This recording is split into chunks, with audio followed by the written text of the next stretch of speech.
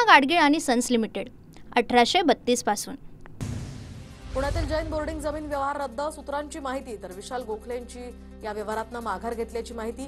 गोखले बिल्डरकडून ट्रस्टींना जमीन व्यवहार रद्द करण्यासाठी पत्र, ट्रस्टी देखील जमीन व्यवहार रद्द करण्यासाठी सकारात्मक। गोखले बिल्डरचं ट्रस्टींना जमीन व्यवहाराचं 230 कोटी परत द्यावे यासाठी पत्र। दरम्यान जैन बोर्डिंग जमीन व्यवहार प्रकरणासंदर्भात राजू शेट्टींची माहिती। तर पूर्ण व्यवहार रद्द होईपर्यंत लढा संपणार नाही, राजू शेट्टींची भूमिका। फक्त पत्र देऊन आमचा लढा संपणार नाही, मालमत्तेवरून गोखलेंचं नाव हटवून एच&डी बोर्डिंगचं नाव लागेपर्यंत लढणार, राजू शेट्टींकडून भूमिका स्पष्ट। बिल्डर विशाल गोखले हा पैसेवाला नाही, मोहोळ स्थायी समितीचे अध्यक्ष झाल्यानंतर गोखलेंची संपत्ती वाढली, दंगेकरांचा आरोप। तर विशाल गोखले दिलेल्या भाकरीचा आणि फक्त सांगितलेल्या कामाचा दंगेकरांची प्रतिक्रिया। ट्रस्टी येत नाही तोपर्यंत व्यवहार रद्द होऊ शकत नाही, 230 कोटी खात्यात आहेत का की बाहेर गेले ते बघावं लागेल, दंगेकरांची प्रतिक्रिया। शेवटी भीती होती तेच घडताना दिसतंय, जैन ट्रस्टच्या मिळकती संदर्भावरील ताबा सोडणार, विजय कुंभार यांचं ट्विट। तर निर्णय 100% राजकीय आहे, मुद्देमाल परत, परंतु गुन्ह्यांचं काय, विजय कुंभार यांचा ट्विट करून सवाल। धर्मादाय आयुक्तालयाच्या अधिकाऱ्यांनी जैन बोर्डिंगचा अहवाल मुंबईला पाठवला, सूत्रांची माहिती। तर या अहवालात मंदिर असल्याचं नमूद, 26 तारखेला धर्मादाय आयुक्तांसमोर पुन्हा सुनावणी होणार। मुख्यमंत्र्यांनी दखल घेतली पण पालकमंत्री जैन बोर्डिंगमध्ये फिरकले सुद्धा नाहीत, जैन मुनी गुप्तीनंद महाराजांची अजित पवारांवर टीका, मागणीचा विचार केला नाही तर निवडणुका जवळच, मुनींचा इशारा। तर मुरलीधर मोहोळ यांचा राजीनामा घेतला पाहिजे, मोहोळांनी कारनामे केले आहेत, त्यांना पदावर राहण्याचा अधिकार नाही, वडेट्टीवारांची टीका। नाशिकमध्ये आज जैन समाजाचा मोर्चा, पुण्यातील जैन बोर्डिंग प्रकरणी नाशिकमध्ये जैन समाज आक्रमक, तर विरोधी पक्षांकडून सुद्धा जैन समाजाच्या मोर्चाला पाठिंबा मिळाल्याची माहिती। फलटणमधील महिला डॉक्टर आत्महत्या प्रकरणी रमेश पाटील यांचा रणजितसिंग निंबाळकरांना फोन, डॉक्टर महिलेला न्याय मिळाला नाही तर तुम्ही फटके खाणार अशी धमकी। प्रत्यक्ष अप्रत्यक्ष संबंध असल्याचा पुरावा असल्यास अधिकाऱ्यांवर कारवाई होणार, फलटण महिला डॉक्टर आत्महत्येप्रकरणी अधिकाऱ्यांवर हलगर्जीपणाच्या आरोपांनंतर मुख्यमंत्र्यांचा इशारा। महिला डॉक्टरच्या आत्महत्येशी निंबाळकरांचा काहीही संबंध नाही, फलटण दौऱ्यामध्ये मुख्यमंत्री देवेंद्र फडणवीसांनी आरोप फेटाळले, प्रत्येक गोष्टीमध्ये राजकीय भूमिका सहन करणार नसल्याचाही इशारा। डॉक्टर आत्महत्या प्रकरणातील संशयित आरोपी गोपाल बदने याला आता 5 दिवसांची पोलीस कोठडी, पोलिसांकडून 7 दिवसांच्या पोलीस कोठडीची मागणी करण्यात आली होती। फलटणमधील महिलेची आत्महत्या नसून ही संस्थात्मक हत्या, राहुल गांधींचा ट्विट करत गंभीर आरोप, सत्तेमधील लोक आरोपींना वाचवण्यासाठी मदत करत असल्याचाही दावा। महिला आयोगाच्या अध्यक्षा रुपाली चाकणकर आज फलटण दौऱ्यावर, महिला डॉक्टर आत्महत्येप्रकरणी रुपाली चाकणकर फलटणला जाणार, तर चाकणकर डॉक्टर आत्महत्या प्रकरणाचा संपूर्ण आढावा घेणार। डॉक्टर महिलेची आत्महत्या की हत्या हे प्रकरण संशयास्पद वाटतंय, माजी आमदार भीमराव धोंडे यांची प्रतिक्रिया। तर सखोल चौकशी करून आरोपीला कठोर शिक्षा मिळावी, माजी आमदार भीमराव धोंडे यांची मागणी। पीएसआयला पळून जाण्याची व्यवस्था करण्यात आली आहे, पीएसआयला पळून जाण्याआधीच ताब्यात घ्यायला हवं होतं, राज्यातील कायदा आणि सुव्यवस्था ढासळली आहे, जयंत पाटलांचा आरोप।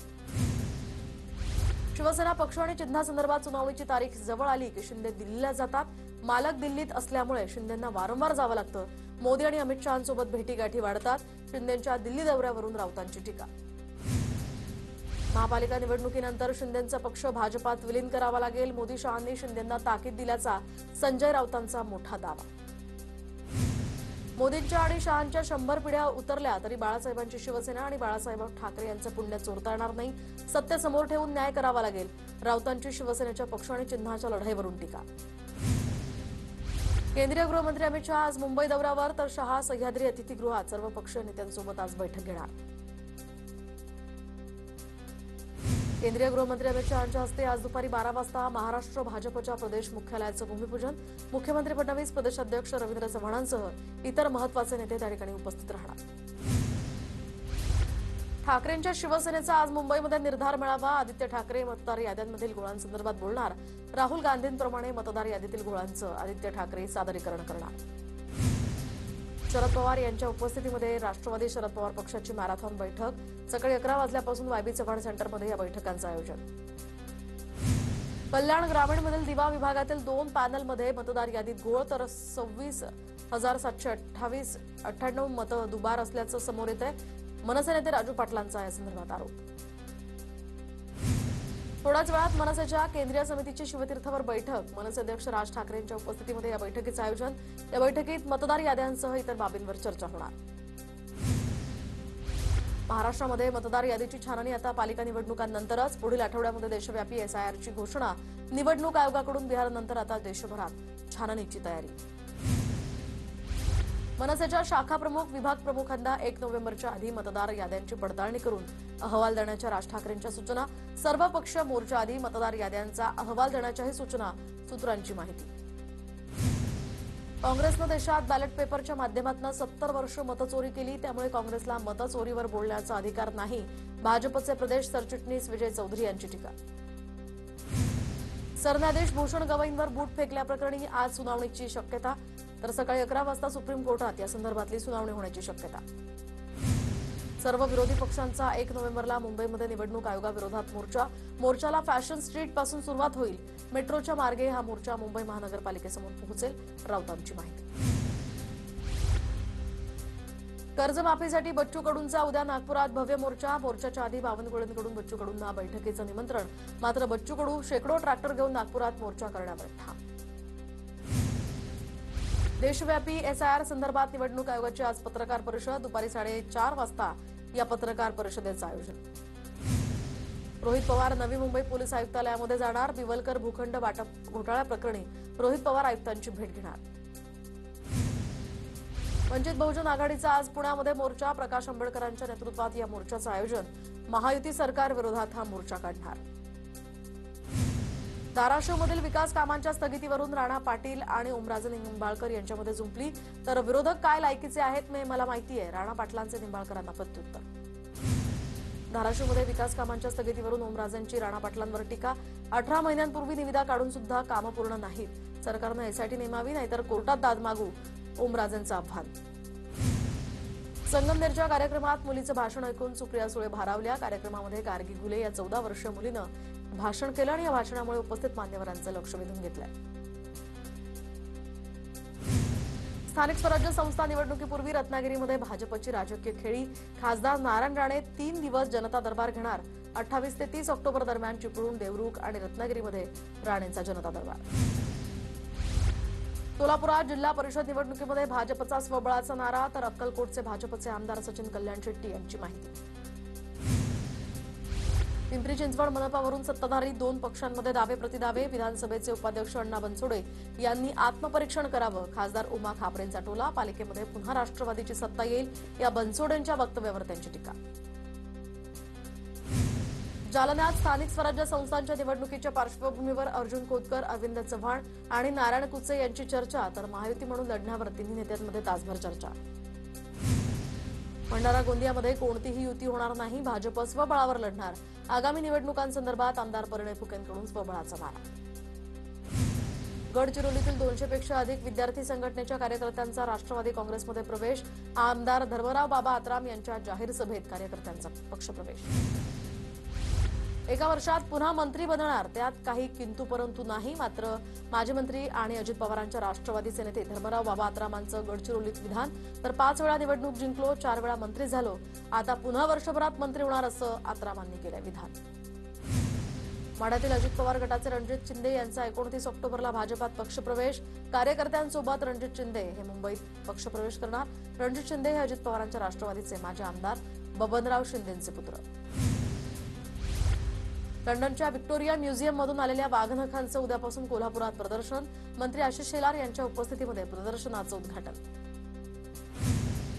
पावसामुळे नवी मुंबईमध्ये हवेची गुणवत्ता सुधारली. तर पुढील काही दिवस ढगाळ वातावरण आणि हलक्या पावसाची शक्यता. तर नागरिकांना वाढत्या प्रदूषणातून काही काळ यामुळे दिलासा. मुंबईच्या धारावीमधील प्रलंबित सर्वेक्षण पूर्ण करणार. 1 ते 15 नोव्हेंबर दरम्यान रहिवाशांना पुन्हा संधी. रहिवाशांना दस्तऐवज संकलित करण्याच्या केंद्रावर आवश्यक दस्तऐवज जमा करण्याचंही आवाहन. गृहनिर्माण सोसायट्यांना पुनर्विकास करताना आता परवानगीची गरज नाही. मुंबई हायकोर्टाचा ऐतिहासिक निर्णय. अनेकदा परवानग्या रखडल्यामुळे विकासाला होत होता उशीर. मुंबईत आता प्रवाशांसाठी आणि टॅक्सी चालकांसाठी एक नवा पर्याय उपलब्ध होणार. भारत टॅक्सी ही नवीन सहकारी टॅक्सी सेवा सुरू होणार. देशातील पहिलीच सहकारी पद्धतीवरील टॅक्सी सेवा म्हणून त्याची नोंद होणार. भायखळ्यामधील वीर माता जिजाबाई भोसले उद्यानात अॅनाकोंडा येणार, तर उद्यान प्रशासनाकडून सर्पालय बनवण्याची प्रक्रिया सुरू. सर्पालयात देशी विदेशी 16 प्रकारचे साप पर्यटकांना पाहता येणार. सिंधुदुर्गच्या सावंतवाडीमध्ये ठाकरेंच्या सेनेला धक्का. ठाकरेंच्या सेनेच्या पदाधिकाऱ्यांचा भाजपात प्रवेश. भाजप नेते विशाल परब यांच्या उपस्थितीमध्ये हा पक्षप्रवेश. धाराशिवमध्ये भाजपच्या 29 कार्यकर्त्यांचा ठाकरेंच्या सेनेत प्रवेश. आगामी निवडणुकांच्या पार्श्वभूमीवर कार्यकर्त्यांचा पक्षप्रवेश, तर ओमराजे निंबाळकर, कैलास पाटलांच्या उपस्थितीत हा पक्षप्रवेश संपन्न. कराडच्या गोगावमधील उद्योजक मोहनराव नायकवडी यांचा अजित पवारांच्या राष्ट्रवादीत पक्षप्रवेश. दरम्यान खासदार नितीन पाटील आणि उदयसिंग उंडाळकर यांच्या उपस्थितीमध्ये पक्षप्रवेश संपन्न. रत्नागिरीच्या राजापूर तालुक्यातील शरद पवारांच्या राष्ट्रवादीला धक्का. माजी तालुका प्रमुख आबा आडिवरेकर यांचा भव्य कार्यकर्ता मेळाव्यामध्ये शिंदेच्या सेनेत प्रवेश. 21 ऑक्टोबरला पवारांच्या राष्ट्रवादीचे माजी आमदार राजीव देशमुख यांचं हृदयविकाराच्या झटक्यानं निधन. राज्यसभेचे खासदार उज्ज्वल निकम यांनी स्वर्गीय माजी आमदार राजीव देशमुख यांच्या परिवाराची भेट घेतली. सिंधुदुर्ग जिल्ह्यामध्ये भात शेतीच्या नुकसानीचे पंचनामे करून नुकसान भरपाई द्या. वैभव नाईक यांची कृषी मंत्र्यांकडे पत्राद्वारे मागणी. राज्यात पावसाचा मुक्काम वाढला, तर राज्यात पुढील 2 ते 3 दिवस वादळी वाऱ्यासह पावसाची शक्यता, तर नोव्हेंबरच्या पहिल्या आठवड्यामध्ये राज्यातील हवामान कोरडं राहण्याचाही अंदाज. सततच्या जोरदार पावसामुळे येवल्यातील अगस्ती नदीवरील पूल वाहून गेला. गेल्या 2 दिवसांपासून सुरू असलेल्या पावसामुळे अगस्ती नदीला पूर, तर चिंचोळी खुर्द आणि रायते गावातील वस्त्यांचा यामुळे संपर्क तुटला. नाशिकच्या लासलगावमध्ये दुसऱ्या दिवशी सुद्धा मुसळधार पाऊस. 5 तासांहून अधिक काळ जोरदार पावसाची हजेरी. कापूस, सोयाबीन, मका पिकांना फटका. अकोल्यात मुसळधार पावसाची हजेरी. पावसामुळे लिंबू उत्पादक शेतकऱ्यांचं मोठं नुकसान, तर हवामान विभागानं आणखी 2 दिवस पावसाचा अंदाज वर्तवल्यामुळे शेतकऱ्यांच्या चिंतेत वाढ. पालघर जिल्ह्यामध्ये अवकाळी पावसाची हजेरी. अवकाळी पावसामुळे हजारो हेक्टरवरील भात शेती पाण्याखाली, शेतकऱ्यांचं मोठं नुकसान. वाशिम शहरासह हनसिंग, शेलू बाजार या परिसरामध्ये मुसळधार पावसाची हजेरी. पावसामुळे कापणी करून ठेवलेल्या सोयाबीनचं तसंच तुरीचं नुकसान. पुढील 2 दिवस पावसाचा इशारा. सोनं आणि चांदीच्या दरात घसरण. सोन्याच्या किमती आता 1,32,000 रुपयांवरून सुमारे 1,21,000 रुपयांपर्यंत घसरल्या, तर चांदीच्या किमतींमध्ये सुद्धा 20,000पेक्षा जास्त घसरण. बंगालच्या उपसागरातील कमी दाबाच्या पट्ट्याचं आता मोन्था चक्रीवादळात रूपांतर होण्याची शक्यता. चक्रीवादळामुळे अनेक राज्यांमध्ये मुसळधार पाऊस होण्याची शक्यता. राज्य सरकारनं चक्रीवादळाला तोंड देण्यासाठी सर्व तयारी पूर्ण केली आहे. डोंबिवलीमध्ये रस्त्याच्या शुभारंभावेळी राजकीय वाद. 16 कोटींच्या रस्त्याच्या कामावरून माजी नगरसेवक आणि जिल्हाध्यक्षांमध्ये भर रस्त्यात वाद. निलेश गायवळ टोळीतील आणखी एका सदस्याला अटक. खंडणीच्या गुन्ह्यातील फरार आरोपी अमोल बंडगरला भिगवणमधून ताब्यात घेतलं. पुणे गुन्हे शाखेच्या पोलिसांची कारवाई. 2-3 दिवसांपासून सुरू असलेल्या अवकाळी पावसामुळे जंजिरा किल्ला पर्यटकांसाठी बंद. त्यामुळे स्थानिक नौकाचालक आणि पर्यटनावर अवलंबून असलेल्या व्यावसायिकांना मोठा फटका. पुणे महानगरपालिकेची पीएमपीच्या ठेकेदाराला कारणे दाखवा नोटीस. थांब्यावर लावलेल्या जाहिरात काढून टाकण्याचेही आदेश. अनधिकृत जाहिरात लावणार असाल तर तुमच्यावर कारवाई का करू नये, पालिकेची नोटीस. दिवाळीच्या पार्श्वभूमीवर रेल्वेचा पुणे विभाग झाला मालामाल. पुणे विभागात रेल्वेनं केला 7 लाख प्रवाशांनी रेल्वेनं प्रवास, तर 442 फेऱ्यांमधून हा प्रवास करण्यात आला.